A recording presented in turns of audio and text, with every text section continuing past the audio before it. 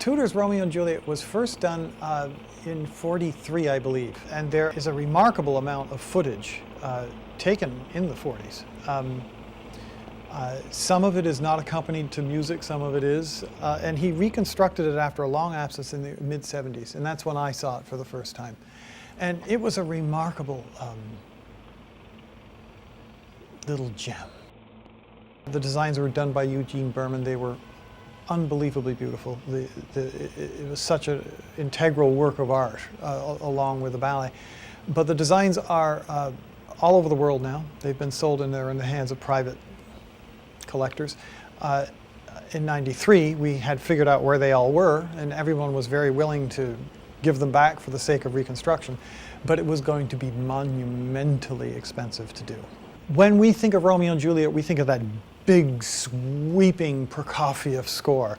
And here was this very intimate tale done to quiet, Delius music. There were no swords. All the combat was hand to hand. It's very, very human and very, very attached to sort of a Botticelli sort of Renaissance feel to it, you know, and it's like a painting. It's like looking at a painting that whispers and comes to life.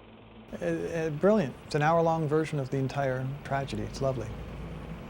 In studying Romeo, I have found a link to so many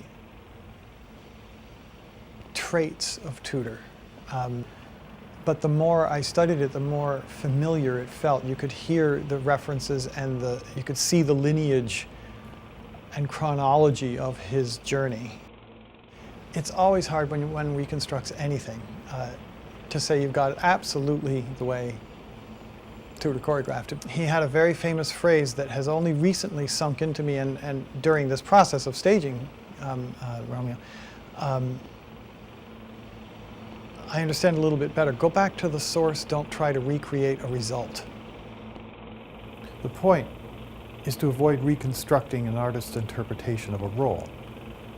The point is to reconstruct the choreography that spurred that interpretation. And what a joy it was to work with the dancers of today, discovering this piece all over again, as if it was the first time it ever happened.